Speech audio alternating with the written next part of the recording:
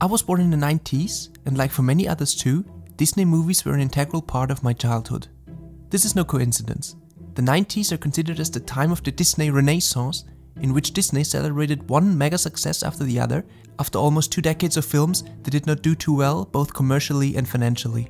It started in 1989 with The Little Mermaid, went from The Rescuers Down Under to The Beauty and the Beast, Aladdin, The Lion King, Pocahontas, The Hunchback of Notre Dame, Hercules, Mulan, until Tarzan in 1999. Each one of these films is timeless, poignant, and incredibly well made. The structure of the stories borders on perfection, and the love of the filmmakers for their projects is demonstrated clearly in every single minute of every single film. Each of these films had a clear message that addressed all viewers, male and female alike. It's all about believing in oneself, about bravery, about loyalty, and about honesty. What can we wish more of a film than feeling elated and encouraged in the end, and feeling a little better than before, one might ask. Luckily, over the past few years, Disney has given us a clear answer to that question, and the answer is political education. Disney's current strategy is simple. You take stories that have been loved almost universally for several generations, tell those stories more or less close to the originals in order to still appeal to people's nostalgia, but then simply reinterpret entire characters or storylines in order to add current political messages. This video is about why this approach is not only very patronizing towards the viewers, but also very disrespectful towards the original productions. And why, with this approach, the people at Disney will no doubt do themselves more harm than good in the long term. Thanks for tuning in. Disney wants us to believe that their live-action remakes of well-known and beloved originals is happening for noble reasons. As Halle Bailey, the actress who will play Ariel in the 2023 remake, explained in an interview, I think everyone will be pleasantly surprised by some updates of the themes of the film. More so on Ariel's side of women empowerment and her taking her power back. But what does she mean by taking her power back? 1989's Ariel is a strong-willed, independent character who doesn't let anything or anyone get in the way of her dreams, including her father. She's the one who saves the prince from drowning, and then from the sea witch, and eventually becomes queen. So what does taking her power back mean, then? Does Halle Bailey think it's necessary to make Ariel a flawless, omnipotent character who always knows better, while always dragging the male actors down a little bit in the process? Well, we all know how well that works, and that this is exactly what the fans really want. Aladdin from 1992 shows another example of a strong female character. Throughout the film, Jasmine is not even thinking about submitting to the will of her father, the Sultan. She never gives up until she reaches her goal. She is perceptive, patient, intelligent, and resourceful. She is a character that the audience can relate to immediately because she's portrayed in a very human way. In the new version from 2019, however, this is not longer enough. Jasmine now wants to become Sultan herself.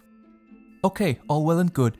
If she becomes Sultan because she has the qualities that a ruler needs, this modification of the original could have been a nice addition. But where the problems in the Aladdin remake come in is that the filmmakers think that this also means that Jasmine shouldn't have any weaknesses. And suddenly the whole story becomes inconsistent as a result. In the 2019 Aladdin remake, Jasmine is no longer just a strong woman fighting the villain alongside Aladdin. She's portrayed as an overpowered woman. She's never afraid and never shows any weakness. And as a result, characters are now belittled and ridiculed. First of all, the character of Jasmine herself. The villain Jafar is staging a coup, crowning himself Sultan in order to conquer the country and enslave everyone. In the original, what immediately follows is an exciting film finale in which Jasmine and Aladdin fight the villain together. In the remake, we get a 2-minute song from Jasmine about how she doesn't want to be silenced, that she has the feeling that everyone wants to suffocate her and that she won't allow that. Because she's a strong woman, in case anybody shouldn't have noticed by now. Nice song, which, by the way, wasn't in the original, but it would have been hard to find a more inappropriate time to sing it. Any serious threat of the coup is wiped away. Instead of fearing for her life, or for Aladdin, or for her father, Jasmine is now concerned with equality. Does that really help us as an audience understand and relate to her better? Or does it make her seem self-centered and the whole situation rather weird because she doesn't seem to realize the imminent danger at all? I think everyone has to answer the question for themselves. The fact that Jasmine then also defies the almighty genie and Jafar against every rule that was set up in the film and also in the original and persuades the guards to join her, whatever. This makes the villain Jafar, who is really scary in the original Disney film, look like a joke in the live-action version. The main problem is that a good story is dependent on a good villain and a coherent world. But whether the story is good or bad, whether it's gripping or not, seems to have lost priority with Disney.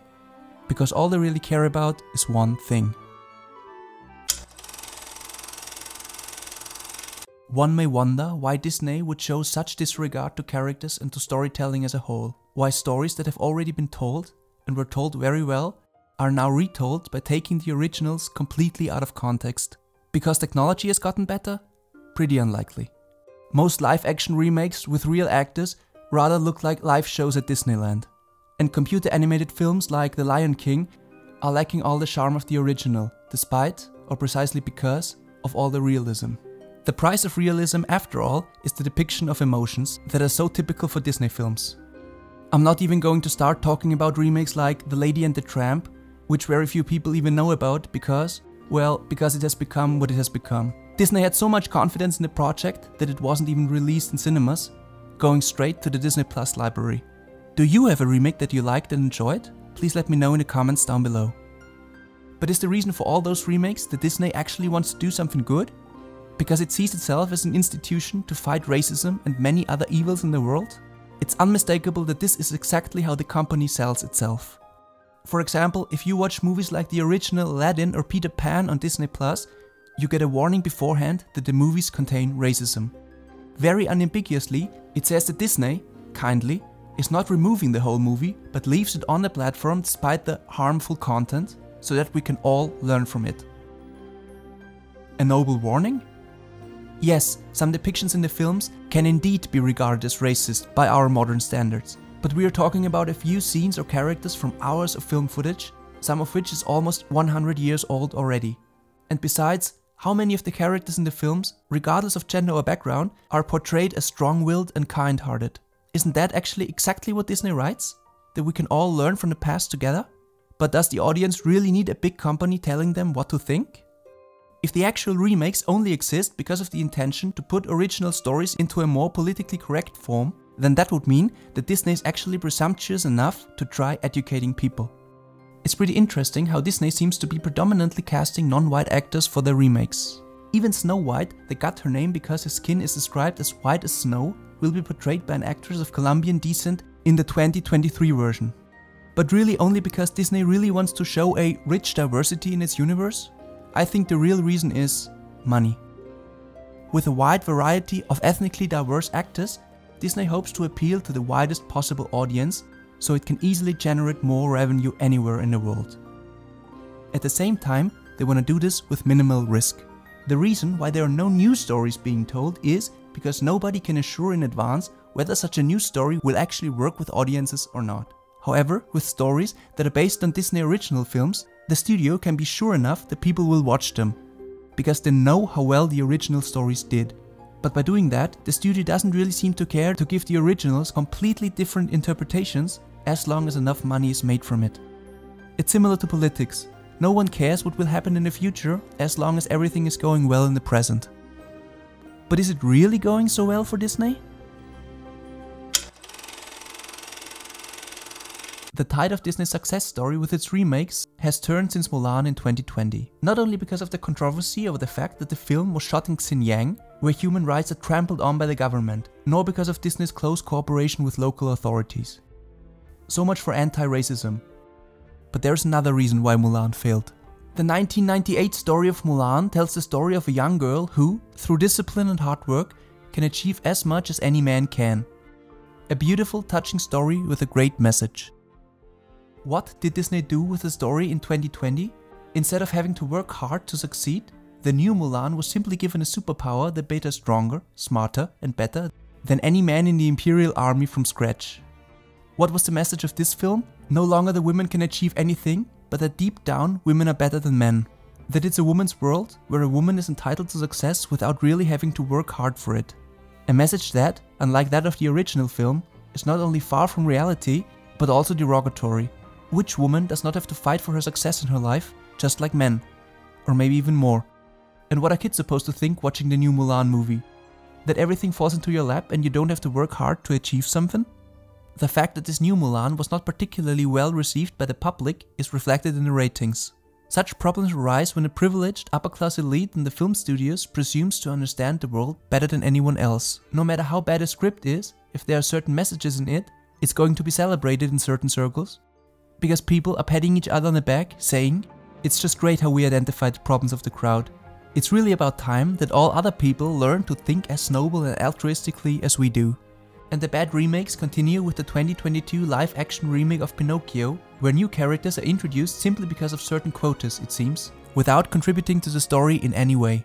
On the contrary, this introduction makes well-known and loved characters like Jiminy Cricket seem hollow and empty all of a sudden. The most important supporting character from the original is given no real task in the remake, and thus any reason to be in the story is taken from him.